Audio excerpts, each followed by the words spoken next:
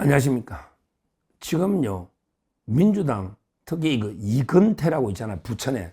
이건태는 선대위 대변인이면서 이재명의 법률 대변인입니다. 이재명이 법률 대변인 두는 것도 웃기죠. 이재명이 얼마나 사법 리스크가 많으면 법률 대변인을 둔 거야. 이건태. 어떻게 보면 이게 가장 척근이죠.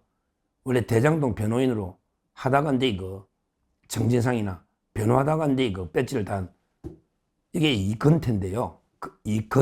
건국할 때 이건태. 이자도 법조인으로서 오래 있었잖아요. 검사도 하고. 근데 말이 안 되는 황당 무계한 욕을 하고 있습니다. 뭐라고 하냐면 우리 파기자판, 파기환송 이런 이야기 많이 있었잖아요. 제가 제일 먼저 파기자판으로 가는 게 법의 396조 법이 맞다. 이 주장을 아마 유튜브 방송에서 제가 제일 먼저 파기자판 이야기했고요. 근데 약간 아쉽지만 파기환송이 됐는데, 근데 결과적으로 보면 정치인 대선 후보에게 국민이 그 정도로 대법원에서 걸레를 만들어주면 이제는 국민이 설거지를 해야 된다. 우리 국민이 대선에서 이재명을 떨어뜨려야 된다. 왜 우리 스스로 이재명을 잡을 생각 안 하고 대법원이 완전히 다 잡아주기를 기대하느냐. 이것도 민주주의 아니다. 그래서 저는 파기환송만 해줘도 이미 이재명의 유죄가 확정이기 때문에 이제는 마무리는 우리 국민이 해야 된다. 이런 제가 방송도 했지 않습니까? 왜 판사들한테 다 우리가 기대하느냐고. 우리 손으로 이재명을 때려잡자 이 말입니다. 우리 국민의 손으로, 국민의 힘으로 이재명을 때려잡자 이 말입니다. 표로. 자, 근데요, 무슨 요구를 했냐 이건태가. 진짜 저는 법조계에 있으면 이런 요구는 처음 봤습니다. 이건태가 이재명의 최측근, 박준택이보다 더 측근입니다. 지금은 최측근입니다. 이건태가. 이재명의 법률 대리인이야. 근데 무슨 요구했냐? 조의대는 파기 자판하자고 했고, 근데 다른 대법관들이 파기 환송을 시켰으니까 조의대하고 대법관들하고 합의하는 그 과정의 자료들을 공개해라. 쉽게 말하면 판사들, 대법관들이 합의를 하는 그 과정에 누가 어떤 의견 내고 누가 어떤 의견 내고 이걸 공개를 해라. 이런 터무니없는, 야, 제가 듣도 보도 못한 이런 요구를 한 겁니다. 공식적으로 당에서. 안 하면 탄핵하겠다. 매일 하는 소리죠. 자, 그러면 역으로 한번 생각해보자고. 제가 헌법재판소 윤석열 대통령이 탄핵이 있었잖아. 거기에 문영배는 어떤 소리를 합의 과정에 어떤 이야기를 했고, 또는 김영두는 어떻게 이렇게 조율하면서 어떤 이야기를 했고, 그 다음에 주심 정영식이는 어떤 이야기를 했고, 이런 합의 과정에 있었던 모든 이면, 이걸 공개를 해라, 정보공개. 이거 요구하면 어떻게 될까요? 과연 헌재가 그 과정에 있는 거 모든 걸 공개할까요? 그러면 민주당 가만히 있을까요? 야, 이건태, 네가 법조인하면 한번 물어보자. 어떻게 생각해? 윤석열 대통령 탄핵 과정에 있어서 8명의 재판관이 각각 어떤 내부 협의 과정에 어떤 일이 있었는지 이걸 공개라고 하면 이게 말이 되냐? 한번 양심적으로 한번 이야기해 보라고. 이건태, 이게 말이 되냐고. 아니, 도청을 방지하는 장치까지 설치해 놓고 딱 대법관들이 11층에 대법원장실 옆에 전원합의실이 있거든요. 거기에 도청 방지 시설도 있고 거기서 회의를 하고요. 그 다음에 어떤 것도 정보가 누설되면 안 되니까 연구관들도 원칙은 못 들어옵니다. 철저한 보안이 유지되는 이 합의 과정을 공개를 해라. 이게 법조인으로서 할 요구입니까? 진짜 엄청나게 미쳐 돌아가는 거지. 이건태 부끄럽지 않냐? 너도 법조인이잖아.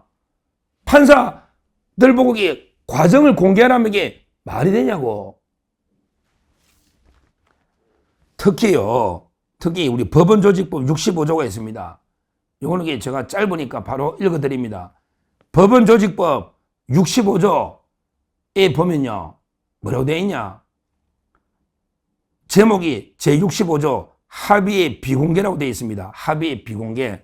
그러면서 그 심판의 합의는 공개하지 아니한다. 심판의 합의는 공개하지 아니한다. 이거는 이게 무덤까지 원래 비밀로 가는 겁니다. 이걸 공개하면 이게 판사로서 자질이 없는 겁니다. 그 점에서 옛날에 그 이재명이 그 선거법 항소심 있죠. 이재명 선거법에 항소심 있잖아요. 거기에 누구? 부장이 최은정, 그 다음에 주심이 이예설, 그 다음에 가장 고참이 정재호잖아요. 정재호. 호남의 우리법연구회 호남 정재호. 근데요, 이재명에 대해서 3명이 무죄를 줬잖아요. 무죄를. 이게 저는 잘못됐다 보거든요. 이것 때문에 모든 게 지금 기간이 꼬인 거야. 그때 유죄했으면 이게 대법원에서 상고기하면 이게 벌써 이재명이 끝났잖아요. 하여튼 이게 진짜 잘못된 판결이야. 항소심에. 근데 더 문제가 정재호 판사, 이자는 이게 판사 자격이 저는 없다 봐요. 정재호 판사가 뭐라고 이게 했느냐. 처음에 재판하기 전에는 뭘 했냐면, 재판 시작하기 전에, 이게 이재명이 1심 판결이 말이 안 되네? 이게 무슨 허위사실이냐?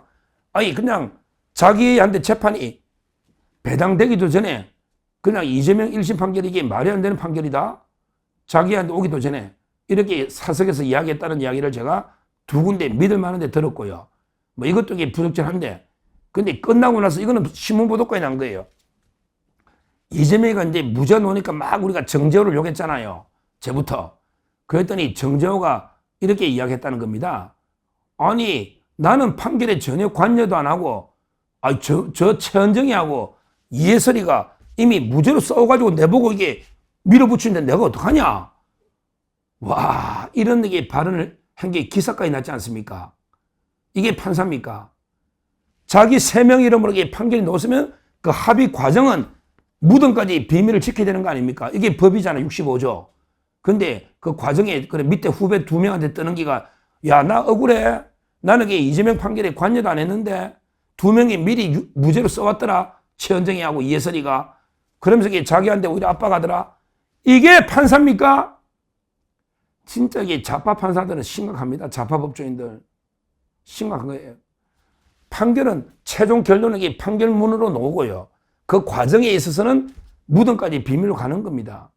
실제 문영배가 뭐 오가지고 어떻게 떠드는 것도 잘못된 거예요. 문영배가 이게 만장일치를 위해서 우리가 38일 끌었다 어쩌고 떠드는 것도 이게 문제인데 그 과정을 이게 공개하면 되겠습니까? 그 상식에도 안 맞고 법에도 안 맞잖아요. 그럼에도 불구하고 이재명의 법률 대리 이근태가 이제 조희대가 파기 자판을 주장했다. 근데 다행히 다른 대법관들이 막아가 파기환송이 됐다. 조희대가 파기 자판했다면 그는 이재명이를 바로 그 자리에서 목을 치는 그 자리에서 이게 사법 살인 아니냐. 파기 자판하면 그 자리에서 이재명의 목이 달아나니까. 그러니까 이게 사법 쿠데타 아니냐. 그러니까 이제 조희대 당신이 파기 자판을 주장했는지 아닌지 밝혀봐. 그리고 안 밝히면 탄핵할 거야. 이렇게 협박하고 있잖아요. 이게 말이 됩니까? 이거는 이제 법원조직법 65조에 명백하게 불법이고요. 진짜 이건 듣도 보도 못한 사법권에 대한 게 완전히 압박을 넘어서 가지고요. 그냥 상권분립이나 사법 독립을 완전히 산산조각 유린해버리는 이런 게 말도 안 되는 게 법치 파괴행위다. 어떻게 조희대 대법원장 보고 개인 의견이 뭔지 이걸 밝혀봐라. 그것도 아무 근거도 없이 파기자판을 주장했는지 뭐 했는지 또 주장하면 어때? 파기자판 할 수도 있는 거지. 말도 안 되는 게 공격을 하고 있다. 이렇게 보고요. 지금 벌써 속보가 다음 주에 조희대 이하 대법관, 그 다음에 서울고등법원의 이재관 부장 이하 판사들 벌써 12일까지 날짜 중단 안 하면 출탄해간다. 벌써 발의를 한다. 이런 게 단독이 쏟아지고 있는데요. 이거는 제가 따로 다룬 것처럼 그러면 이게 어떻게 됐냐. 우리나라 666만 건의 사건이 있고 그중에 대법원에 4만 건 가까이 간다. 이재명 재판만 중단되는 게 아니고 모든 재판이 중단된다. 그러면 이게 형사건이 2만 2천 건이다. 구속기한은 6개월이다. 6개월. 그러면 이게 재판이 중단되면 6개월 되면 이게 다 풀어주면 모든 이게 흉악범이 다 풀려난다. 그러면 이 사태는 누가 책임져야 된다? 바로 이재명과 민주당이 전적으로 책임져야 된다. 다시 한번 엄중하게 경고하고요. 탄핵하면요, 거대한 게 역풍이 불어서 이재명 지지율이 20, 30% 이상은 날아가지 않을까. 이렇게 저는 분석을 하고요. 하여튼 법조인한 자들이 이렇게 이재명 앞에서 양심을 팔고 영혼을 팔고 그 알량한 게 법지식을 이렇게 팔아버리는 이런 게 부끄러운 법비, 완전히 공비할 때 법비, 이건태처럼 박균택이처럼 뭐 이런 자들이 한두 명입니까? 이런 자들이 이재명이 앞에서 정말 이게 법조인으로서 최소한의 양심조차 저버리는 이런 자들에게 법조인을 할 수 있는지 정말 이게 참담하고 부끄럽다. 이렇게 말씀드립니다. 감사합니다.